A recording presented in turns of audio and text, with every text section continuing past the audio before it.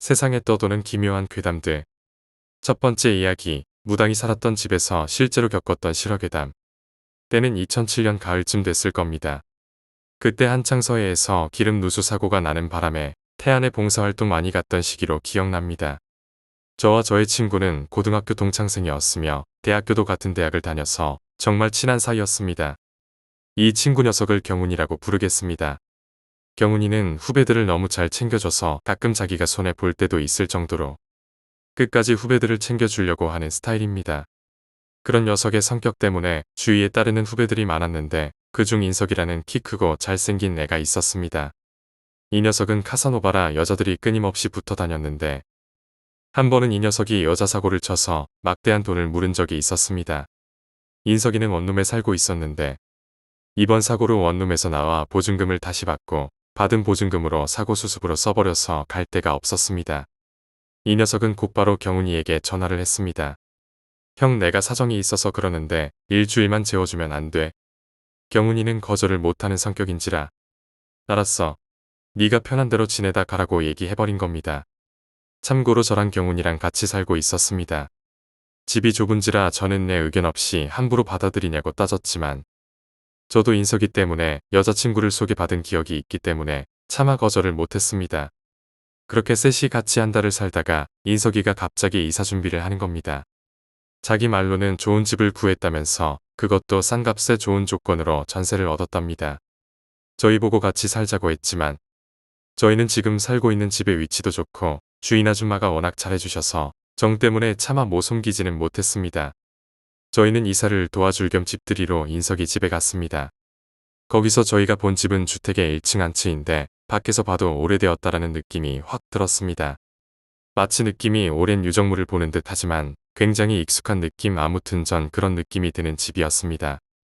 안의 구조는 방이 2개로 되어 있으며 거실과 부엌은 붙어 있었고 벽은 오래된 오동나무 색깔이었으며 천장의 백열등은 군대막사에서 새벽에 백열등을 막형 같은 차가운 느낌이 들었습니다. 특이한 점은 부적이 많이 붙어 있었는데 벽에만 붙어 있는 게 아니라 창문 틀에도 붙어 있었고 문마다 붙어 있었습니다. 이상하다 싶어 인석이에게 집에 대해 자세히 물어봤습니다. 인석이는 전 주인이 무당이었다는 얘기를 들었답니다. 그리고 부적을 절대 떼거나 훼손시키지 말라고 들었답니다.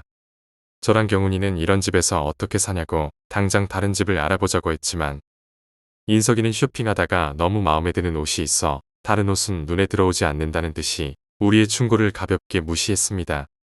원래 인석이가 기가 세서 그런지 귀신이나 미스테리한 거에 강한 성격의 소유자입니다. 부적도 때려는 것도 간신히 말렸습니다. 어쨌든 이사는 무사히 진행되어 마무리되었습니다. 방 하나에 침대를 넣고 또 하나는 창고 용도로 쓰고 거실 쪽에 TV랑 컴퓨터를 설치하니 제법 사람 사는 집처럼 보였습니다.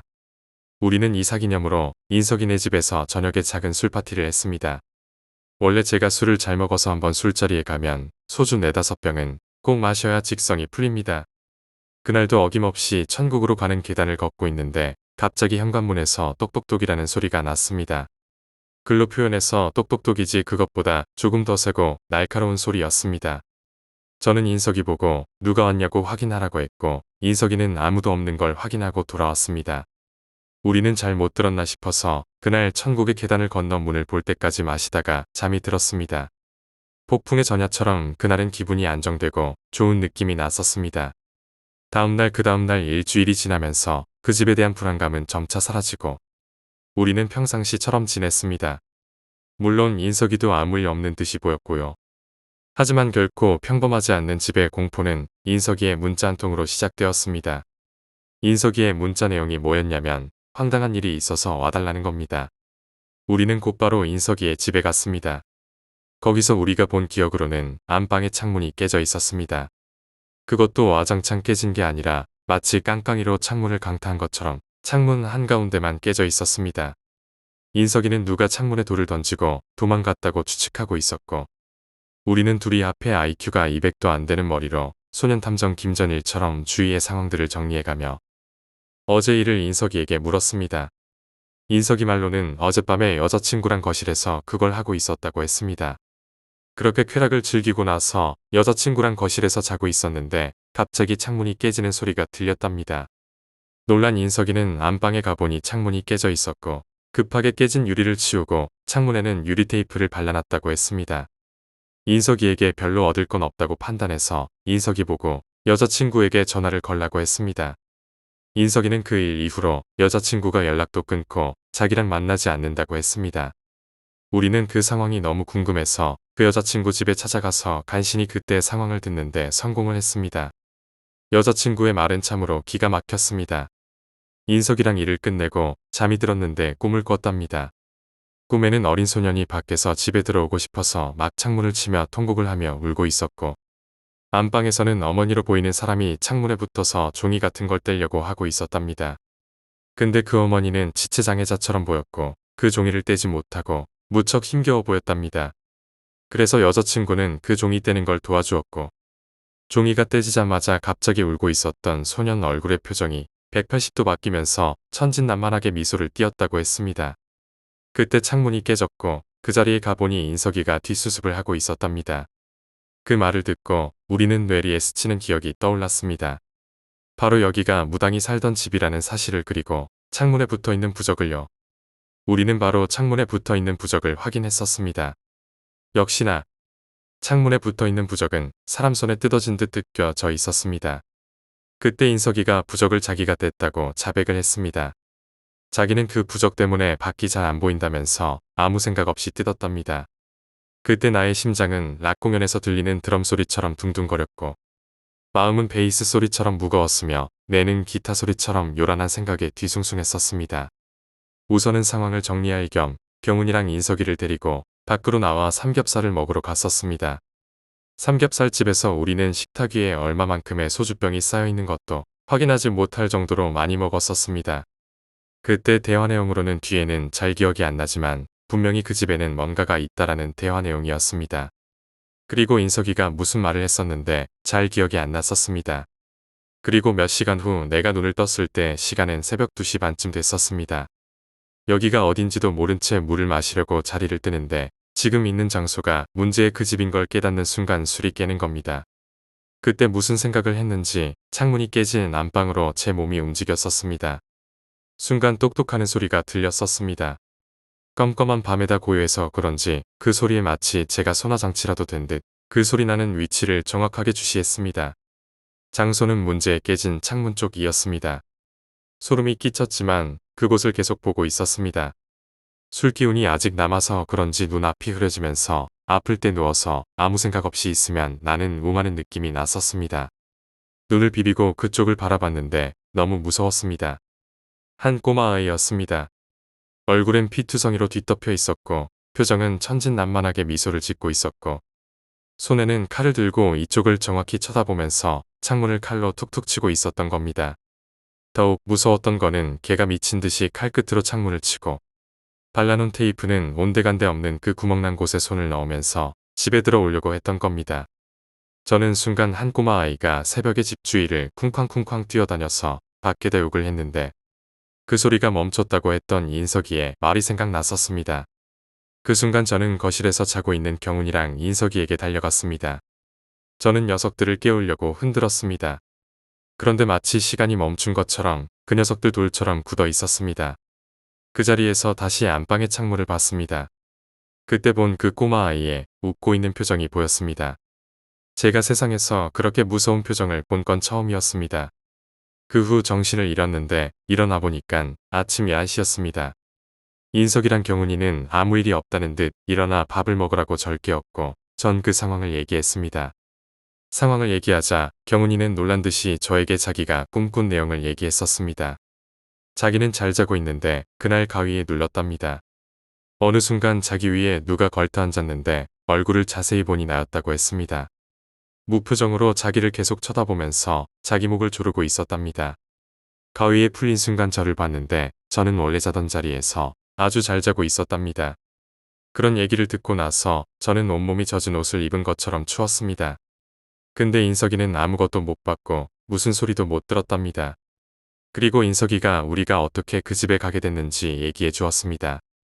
나랑 경훈이는 술에 취해서 정신이 없었고 인석이는 우리를 우리가 살던 집으로 보내려고 했는데 술김에 나온 말인지는 몰라도 제가 인석이네 집에 가자고 그렇게 노래를 불렀답니다.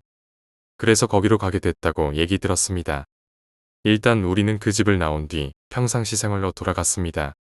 며칠이 지났지만 저는 그 집에 대해 너무 신경이 쓰여서 밤에 잠도 제대로 못 자고 있었고 경훈이는 잠잠했었습니다. 거의 일주일을 제대로 못 잤는데 그날은 유난히 밝은 보름달이 뜨는 그날은 너무 포근한 잠을 잤었습니다.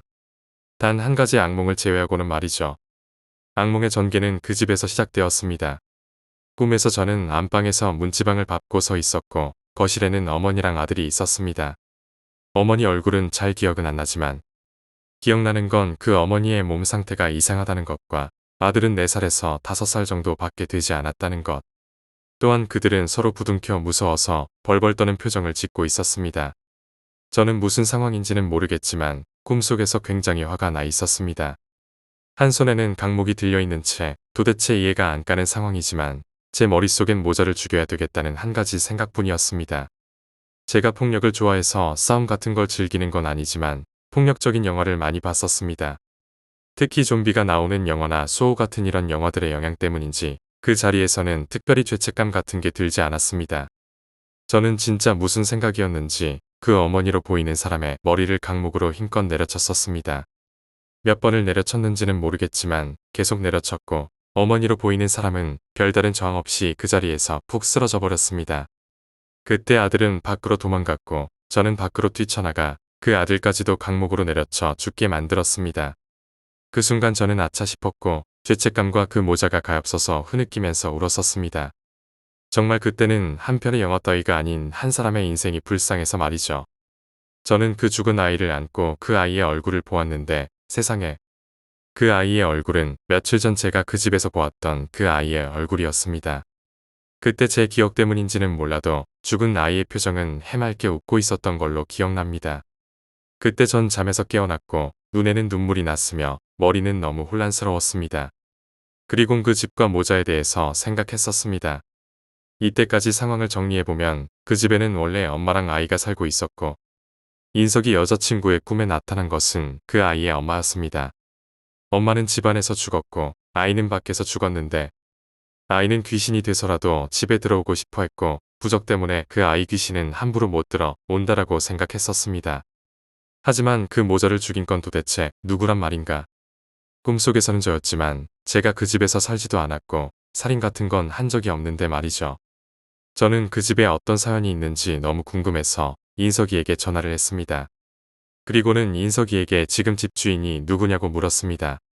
인석이는 70살 정도 먹은 할아버지라고 얘기했습니다. 저는 이해가 안 갔습니다. 아무리 가격이 싸고 괜찮다지만 이런 귀신 나오는 집을 사다니. 그리고 할아버지도 귀신을 봤으니깐 그 집에서 안 살고 전세를 싸게 준 거겠지라고 생각했습니다. 그리고 인석이에게 그 할아버지를 볼 수 있냐고 물었습니다. 그 녀석이 귀찮은 걸 싫어하는 성격이라 처음엔 반신반의했었습니다. 근데 의외로 고분이 알았다고 했습니다. 그렇게 인석이는 할아버지께 전화해서 집세 명목으로 할아버지를 찾아갔고 다행히도 할아버지를 어렵지 않게 만나게 됐습니다. 할아버지는 인상이 참 좋아 보이셨고 지금은 가족들이랑 살고 있었습니다. 저희는 할아버지께 그 집에 대한 얘기를 잠시 꺼냈습니다. 하지만 저희의 예상과는 달리 할아버지는 그 집에 대해서 모른다고 하셨습니다. 귀신에 대해서도 그 전에 무당이 살아서 찝찝했지만 부적 때문인지는 몰라도 아무 일도 안 일어났다라고 부적 얘기만 잠깐 하셨습니다. 별일 아니듯이 얘기를 하셨지만 흔들리고 있는 눈동자와 어색한 미소를 짓는 할아버지의 알 수 없는 표정 변화를 보고 말았습니다. 더 할아버지께 묻고 싶었지만 얻을 게 없다고 판단해 일단은 인석이랑 삼겹살집으로 향했습니다. 삼겹살을 먹고 그날도 어김없이 소주를 먹었습니다. 근데 인석이가 술이 좀 됐는지 자기는 그동안 귀신이라고는 본 적도 없는데 제가 꿈을 꿨던 어제 이상한 체험을 했다고 이런 얘기를 했습니다. 그날은 집에서 TV를 보고 있는데 작은 방에서 흐느끼는 소리가 들렸었답니다. 인석이는 작은 방에 불을 켜고 들어가서 소리의 원인을 찾으려 했는데 아무것도 없었답니다. 또다시 TV를 보고 있는데 이상한 소리가 들렸답니다. 다시 녀석은 방으로 들어갔지만 아무도 없었습니다. 그런데 갑자기 위에서 소리가 들렸답니다. 인석이는 아무 생각 없이 위를 쳐다봤지만 아무것도 없어서 방에서 나가려는데 천장이랑 문 위의 벽이랑 만나는 지점에서 머리에 피를 흘리는 여자가 박혀 있었답니다. 자기가 본 내용은 정말 만화에 나오는 것처럼 사람이 건물에 박혀서 인사하는 것처럼 그 여자는 벽에 박혀 무척 힘들게 으까부절하고 한 글자씩 한 글자씩 끊어지는 목소리로 데시벨도 맞지 않는 소리로 자기에게 무엇을 말을 하려고 했었답니다. 인석이는 겁은 없지만 그때만큼은 너무 무서워서 집에서 나와 친구 집에서 잠을 잤다고 했습니다. 저는 그때 제 꿈 얘기를 했었고 인석이는 놀란 듯이 저를 쳐다봤습니다. 그때 인석이가 저보고 같이 그 집에 대해서 조사를 하자고 했습니다. 저는 솔직히 이제 그냥 그 집에 대해 신경 쓰고 싶지도 않았고 꿈 같은 건 학교에서 싼값에 해주는 심리치료 같은 걸 받으면 된다고 생각했었습니다. 그래서 거절했었는데 갑자기 그 녀석이 화를 냈었습니다. 그때 처음으로 그 녀석에게 야란 소리를 들었었습니다. 그 녀석이 자존심이 워낙 세서 자기가 직접 겪기 전까지는 신경이 쓰였지만 내색을 안 했답니다. 근데 이번 일로 생각이 바뀐 거죠. 저는 그렇게 바뀐 인석이가 조금 무서웠습니다. 그래서 그런지는 몰라도 결국엔 인석이랑 그 집과 모자 귀신에 대해서 알아보기로 했습니다. 그렇게 우리는 그 집의 귀신에 대해 찾아다녔지만 어떠한 흔적도 단서도 찾지 못했습니다. 처음에 했던 결심과 다르게 찾으면서도 열심히 찾아다니지는 않았고 그냥 대충 찾아다녔습니다. 그렇게 시간이 서서히 지나면서 그 집과의 거리는 점점 멀어졌고 인석이도 그 집을 나오고 다른 데서 살고 있을 때였습니다. 일요일 날쯤이었을 겁니다. 그때 우연찮게 여자친구랑 어느 점집에 가게 되었습니다. 점집은 집시집처럼 서양적이면서 조명이 보라색이라서 묘한 느낌이 드는 집이었습니다. 거기 주인은 곱상하게 생긴 아주머니가 있었습니다. 저는 여자친구랑 그냥 궁합을 볼 생각이었고 궁합에 대해 얘기를 하고 있을 때였습니다. 그 아주머니께서 너 최근에 이상한 일 겪지 않았냐고 저한테 묻는 것입니다. 그러면서 돈을 더 주면 너한테 쌓인 살에 대해서 얘기를 해주겠다는 겁니다. 저는 사기꾼 아냐? 라는 생각이 들었습니다. 순간 내 뇌리에 스쳐 지나가는 것이 저번 무당집에 대한 일이었습니다. 저는 여자친구한테 잠시만 나가달라고 한 뒤에 그 아주머니에게 그 집에 있었던 일을 차근차근히 얘기했습니다. 그러더니 아주머니는 저에게 이런 얘기를 해주셨습니다.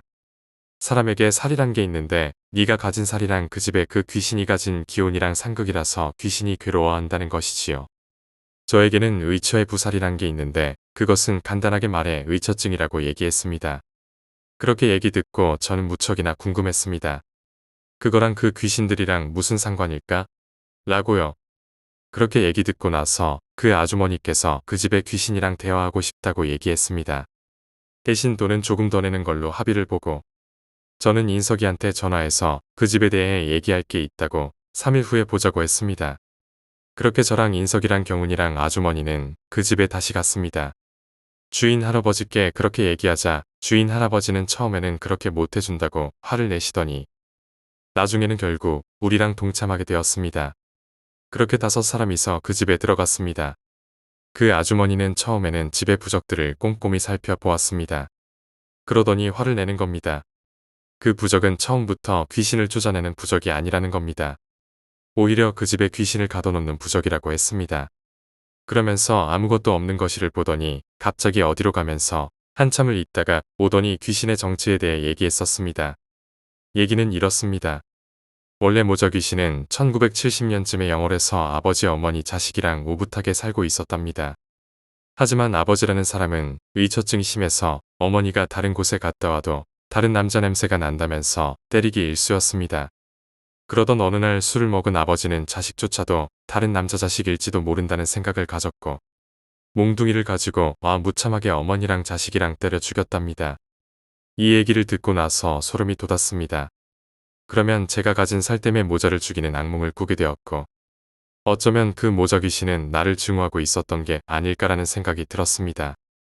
그리고 왜 강원도 영월에서 죽은 귀신이 여기에 있는 걸까라는 의구심이 생겼었습니다. 공포영화 같은 데서 보면 비밀이 서서히 풀리면 의문에 쌓인 한 사람이 마지막에 모든 걸 털어내지 않습니까? 그 공식처럼 할아버지께서 얘기를 하는 겁니다. 얘기는 대충 이렇습니다. 여기에는 무당이 살았었는데 무당이랑 사이가 안 좋았다고 했습니다. 할아버지는 처음에는 무당인 줄 모르고 계약을 했는데 나중에는 무당이란 걸 알고 그 사람이 마음에 안 들었다는 겁니다. 문제는 집값이죠. 무당이 있으면 아무래도 집값이 떨어질까 봐서 무당에게 무례하게 대했는데 나중에 무당이 나가려고 하니깐 할아버지는 그 무당에게 갈 거면 집에 부적이라도 붙여주고 가라고 당부했답니다. 무당은 그동안 자기에게 불친절하게 대한 할아버지에게 앙심을 품고 귀신을 쫓는 부적이 아니라 귀신을 가둬놓는 부적을 붙이게 된 거죠. 그 뒤에 인석이가 이사를 오게 되었고 우리는 그 괴이한 일을 경험을 했답니다. 우리는 그 집의 부적을 다 떼고 그 집의 귀신에 대해 작은 제사를 지내고 진심으로 모자 귀신이 좋은 곳으로 가기를 바라면서 빌었습니다. 그 후에 우리는 정상적인 생활로 돌아왔고 인석이와 저 경훈이는 아무 이상 없이 잘 지내고 있습니다. 3달 동안 인석이랑 나랑 경훈이가 그 집에서 평생 겪어보지 못할 무서운 경험을 당했지만 그 모자 귀신은 우리에게 어쩌면 겁을 주려고 한 게 아니라 그렇게 말하고 싶었던 게 도와주세요가 아닌지 싶네요. 두 번째 이야기, 군대 괴담. 제가 2006년 군복무를 할 때 겪은 이야기입니다. 물론 조금의 허구도 없으며 당시 이 사건과 몇 가지 괴담으로 인해 각 층별 불침번 근무자를 1인에서 2인으로 늘리고 당시 우리 부대에선 실시하지 않았던 야간 외곽 순찰 근무까지 생겨나는 불이익이 생겼습니다. 그러나 불평하는 병사가 단 한 명도 없었던 것이 인상적이었죠. 그 이유는 어느 누구도 밤에 혼자 불침번을 서려 하지 않았기 때문입니다. 각설하고 바로 실제 겪었던 이야기를 해보겠습니다. 먼저 간단하게 제가 지내던 부대를 설명하자면 부대 안 초소는 9개로 이루어져 있습니다. 그중 주간엔 탄약고와 위병소만 근무자가 투입이 되었으며 야간에는 탄약고, 위병소, 외곽초소 이렇게 3군데에만 근무자가 투입이 되었습니다. 나머지 초소는 말 그대로 있기만 하지 사용을 하지 않는 보여지기 위한 초소였을 뿐이죠. 또한 어느 부대나 마찬가지이겠지만 각 초소엔 인터폰이 구비가 되어 있으며 지휘통제실과 연결되어 지시 및 관리가 이루어졌습니다. 그리고 이 사건이 터진 것은 야간 근무 때였습니다. 보통 야간은 지휘통제실에서 사령이 모든 것을 통제하며 그 밑에 사관이 각 층에 배치되어 통제를 하게 됩니다. 그리고 사령과 사관을 당직 근무자가 보조하게 되죠. 그때 전 상병이었고 새벽 2, 3시쯤 탄약고 근무에 배치되어 있었습니다. 그리고 당직 근무자는 당시 저의 내무선임이었던 병장이었죠. 아마 당직 근무를 서본 분들은 아실 겁니다.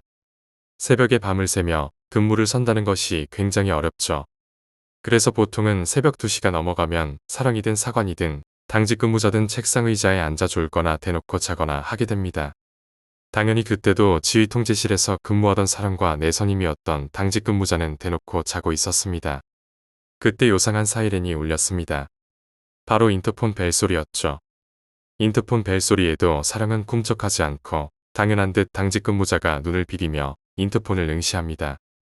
그때 이상한 것을 발견하게 되었습니다. 보통 편의를 위해 1번 위병소, 2번 탄약고, 3번 외곽초소, 4번, 5번, 6번 이렇게 인터폰을 나열해 놓고 있었는데 근무를 서지 않는 6번 인터폰에서 소리가 난 것입니다. 혹시 잘못 본 건가 싶어 몇 번을 확인해도 6번 초소의 인터폰이 확실했습니다. 이상한 마음에 그리고 조금의 호기심으로 인터폰 수화기를 손에 들었습니다. 그리고 다시 한번 이상한 것을 발견하게 됩니다.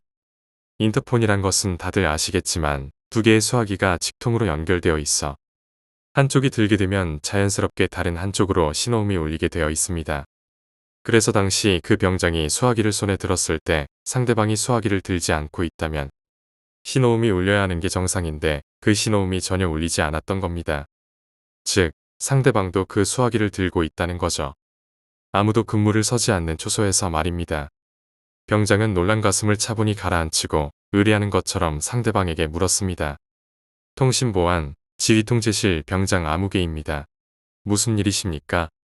라고 병장이 말했습니다. 6번 초소에서는 아무 말이 없었습니다. 통신보안, 말씀하십시오. 통신보안. 라고 병장이 다시 말했습니다.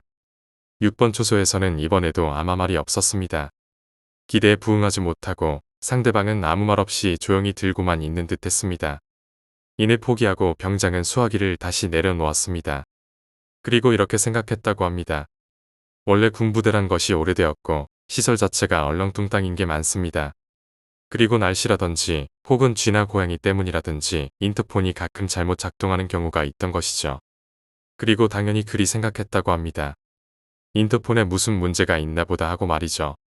그리고 다시 잠을 청하였고 10분쯤 지났을까 막 잠이 다시 들려 할 때 요란한 소리가 다시 한번 울립니다. 병장은 반사적으로 수화기를 든 뒤 조금은 격해진 말투로 상대방에게 군대식 어법을 무시한 채 소리쳤습니다. 통신보안. 야, 너 누구야? 라고 병장이 말했습니다. 역시나 돌아오는 건 묵묵부답의 같은 반응이었습니다. 이제 뭔가 잘못 돌아가는 것을 느낀 병장이 급하게 수화기를 다시 내려놓고 어떻게 해야 하나 하고 갈등하고 있을 때 다시 한번 인터폰이 요란하게 울려댔습니다. 이제 더 이상 자신의 소관으론 해결될 것 같지가 않아 자고 있던 사령을 깨우게 됩니다. 당직 사령님, 당직 사령님. 당직 사령도 굉장히 피곤했는지 몇 번을 깨우고 나서야 눈을 비비며 일어나 짜증을 냈다고 합니다. 왜 깨우고 지랄이야? 라고 사령이 말했습니다. 그러나 계속 울리고 있는 인터폰을 병장이 들지 않은 채 깨운 것이 몹대 이상한지 성을 내다 말고 인터폰을 응시하며 사령이 병장에게 물었습니다. 인터폰은 왜 안 받는데? 그게 누가 장난치는지 아무도 없는 6번 초소에서 받아도 아무 말도 안 합니다. 사령님. 라고 병장이 대답했습니다. 급한 성격의 사령이 당직 근무자인 병장에게 받으라는 눈짓을 보내자 몹대 불편한 표정을 지으며 어쩔 수 없이 인터폰의 수화기를 손에 쥐어들었습니다. 통신보안. 지휘통제실 병장 아무개입니다. 말씀하십시오. 라고 병장이 말했습니다. 같은 반응을 예상했다는 듯이 급하게 수화기를 내려놓고 병장은 사령의 눈치를 살폈습니다. 둘 사이에 잠시 정적이 지나고 사령은 좋은 생각이 났다는 듯이 격하게 병장에게 지시를 내립니다. 그러지 말고 네가 한번 6번 초소로 인터폰 걸어봐. 군대에선 지시에 무조건 복종해야 하기에 지시대로 6번 초소 인터폰을 손에 쥐어들고 귀에 갖다 댔습니다. 당연한 듯 귀에는 따르르르 하고 벨소리가 울리기 시작했죠. 벨소리가 몇 번 흐르고 이내 포기하고 수화기를 귀에서 때르는 순간 철커덕 반대편 인터폰에서 누군가 병장의 인터폰을 받아든 것입니다. 이건 예상하지 못했던 상황이었습니다. 병장은 다만 입모양으로 어버버버 이러고 있을 뿐 아무 말도 못하고 있을 때 대략 상황을 감지한 사령이 수화기를 빼서 들었다고 하더군요. 그리고 사령이 소리쳤습니다. 어떤 새끼가 장난치고 지랄이야. 너 영창 가고 싶어? 6번 초도는 대답이 없습니다. 이런 18말 안 할래? 진짜 죽고 싶어. 야이 족같은 개새끼야. 철커덕. 6번 초소에서 일방적으로 인터폰을 끄는 것을 확인한 사령은 분을 이기지 못하고 옆에서 눈치만 보고 있던 당직 근무자 병장에게 다시 한번 지시를 내리게 됩니다. 후레쉬 들고 6번 초소 갔다 와봐. 알겠습니다. 라고 병장이 대답했습니다. 그때 전 열심히 탄약고에서 새벽 근무를 이행하고 있을 때였죠. 그때 멀리서 누군가 걸어오는 게 보였습니다. 어두웠지만 누군지 한눈에 알아볼 수 있었고 다름 아닌 당직 근무자인 내무선임이었습니다. 누군지 알고는 있지만 군법상 탄약고에 몸을 숨긴 채 멀리 보이는 병장에게 막 수화를 하려는 찰나 병장이 손을 저으며 됐다라고 했습니다. 아무개 병장님 주무실 시간에 갑자기 웬 순찰입니까? 라고 제가 묻자 한숨만 쉬던 병장이 저에게 이야기한 것이 바로 이 내용이었습니다. 아무리 성인이고 군인이라지만 무서운 건 무서운 겁니다. 몹시 겁에 질린 병장은 한눈에 보기에도 굉장히 동요하고 있더군요. 그리고 이내 각오했다는 듯이 갔다 올게라는 이 한마디를 남기고 6번 초소 쪽으로 터벅터벅 걸어가는 것을 뒤에서 지켜봤습니다. 제가 근무하고 있던 탄약고와 6번 초소는 걸어서 5분 거리에 있었으며 다른 초소들보다 외지에 위치하고 있다 보니 부대한 구조에 빠삭하지 못했던 2병이나 1병은 존재 자체도 모르고 있던 초소가 바로 6번 초소였습니다. 그야말로 제대로 은폐엄폐가 되어 있던 초소인 것이죠. 시간상 10분이면 늦어도 15분이면 다녀올 수 있어야 할 병장이 30분이 넘도록 고지 않는 것이 몹대 불길했던 저는 사방 경계를 해야 함에도 불구하고 병장이 갔던 6번 초소 쪽만 응시하고 있었습니다. 대략 40분쯤 지났을까 병장이 6번 초소가 있는 방향에서 드디어 몸을 드러냈습니다. 그리곤 터벅터벅 걸어오고 있었죠. 어디다가 뒀는지 가지고 갔던 후레쉬는 손에 들고 있지 않았습니다.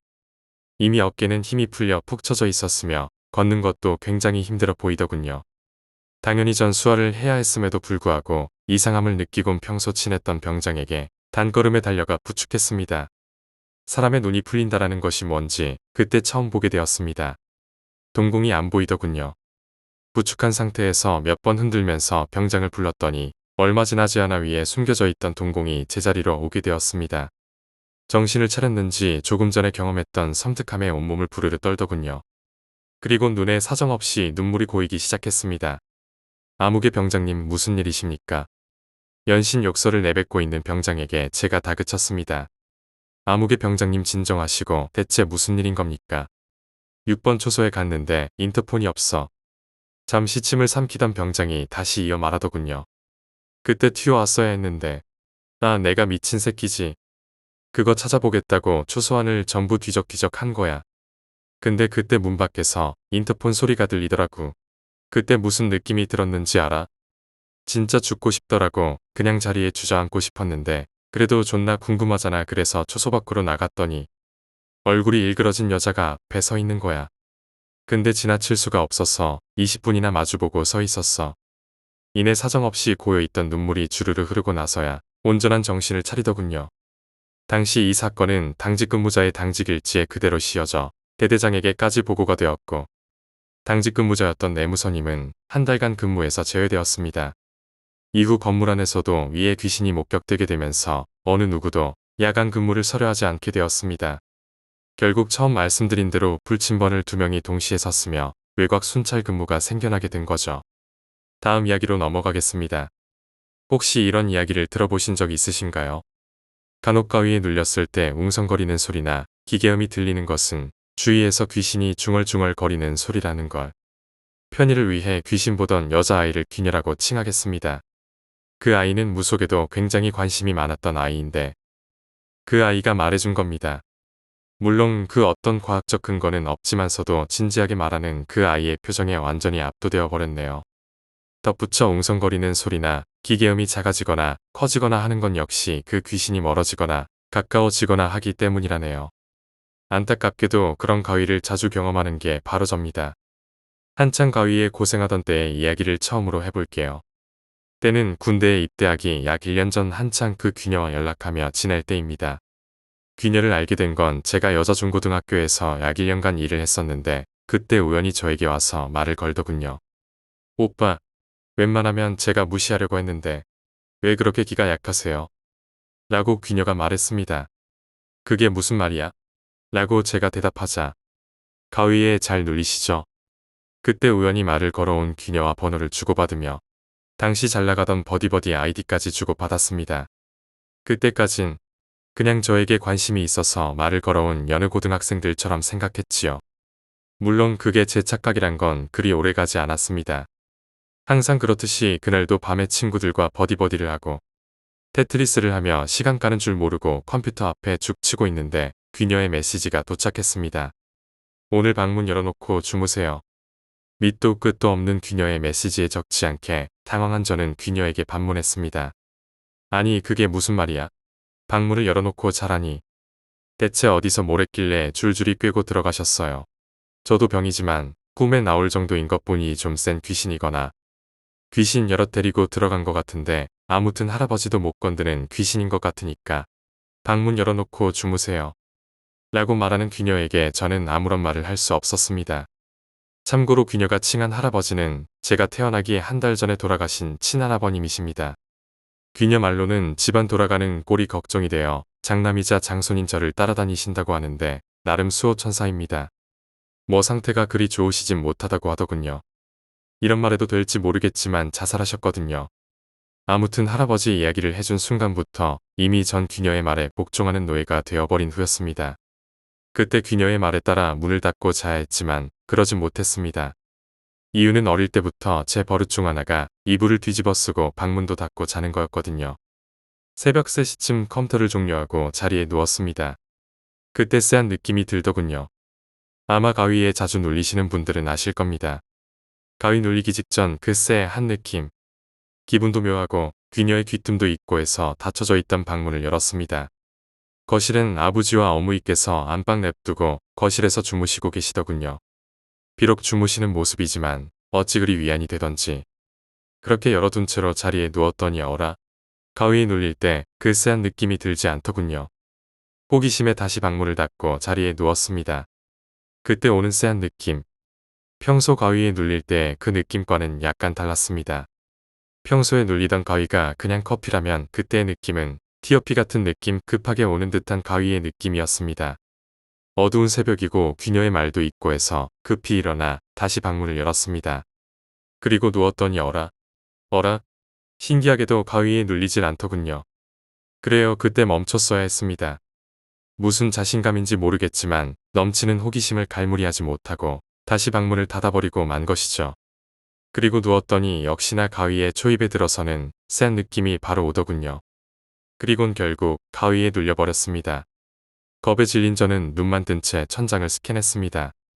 어두운 그림자 같은 것이 천장을 돌더군요. 나른 가위에 대해서는 도가 텄다고 자부하던 저는 손가락 까딱 신공을 펼치며 힘겹게 가위에서 벗어난 뒤 방문을 열려고 일어나려는 순간 귀에 들리는 쎄한 목소리가 들렸습니다. 열지마. 뭐에 쫓기듯 떨리는 온몸을 주체하지 못하고 방문을 열어놓고 지쳐 잠들기 직전 눈에 들어온 건 거실에 걸려있는 커다란 호랑이 그림이었습니다. 군대에 있을 때 이야기입니다. 당시 귀녀가 가끔씩 보내주는 편지에 힘을 얻고 군생활을 열심히 하던 때였죠. 뭐 내용은 기가 약해서 또 귀신들 줄줄이 달고 다닐까 걱정이네요. 정도 별 내용은 없었습니다. 당시 전 일병이었고 계급상 찬바람이 솔솔 불어오는 입구 쪽에서 잠들어 있었습니다. 대략 새벽 2, 3시쯤이었습니다. 문득 잠에서 깬 저는 이상한 소리를 듣게 됩니다. 내 가위에 눌려있던 거죠. 평소 가위에 눌렸을 때 들려오던 기계음비와는 다른 색다른 소리에 흥미가 생기더군요. 물론 눈을 떠볼 용기는 없는 소심한 남자입니다. 처음 들어보는 가위 소리에 신경을 집중하고 있는데 그 소리가 점점 가까워지더군요. 그러다 결국 바로 제 옆에서 하는 듯 마치 누군가 제 귀에 대고 고함을 치는 듯할 정도로 크게 들리기 시작했습니다. 소리도 처음엔 우그작우그작 그랬다가 바로 앞에 와서는 기괴했던 소리가 신기할 정도로 갑자기 뚝 그치더군요. 다만 멀리 가지 않았을 거란 추측만 하며 눈은 뜨지 못하고 있는데 다시 소리가 들리더군요. 다는 알아듣지 못하고 몇 단어만 알아들었습니다. 우그작, 우그작. 그 뒤에 들려오는 병장의 목소리. 어떤 새끼가 내 발 밟았어?